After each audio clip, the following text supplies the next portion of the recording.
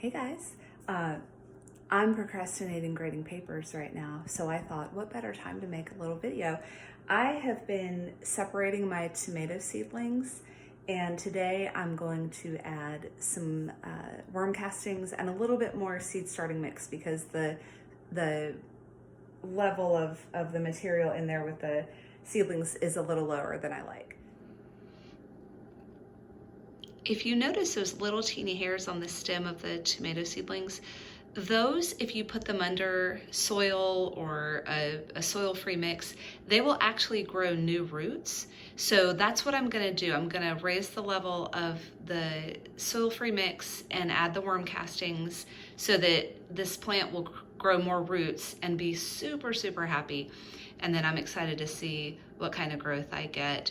Now, some of these had 2 or 3 seedlings per cell. And what I did is I just took a pencil and very gently went all the way to the bottom of the cell and worked those seedlings up gently. I didn't want to disturb the roots any more than I had to.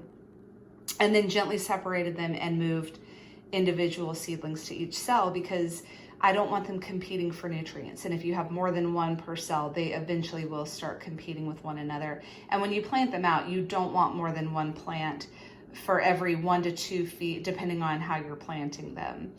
So I figure I would separate them now where they're tiny, and they seem to be doing really well. They haven't suffered at all for that. This is what I'm using right now. I had to buy a new bag of seed starting mix, so I just got what they had at Lowe's. And then the worm castings came from Amazon. And they're pretty reasonable. You know, if you buy the tiny bags, they're outrageously expensive. If you go ahead and spring for a 15-pound bag or bigger, it gets a lot more reasonable, and you can use it for so many things. It's my favorite fertilizer, so I use it all over the garden. And so I've just combined equal parts of those two, and I'm gonna fill up my cups, my cells with that.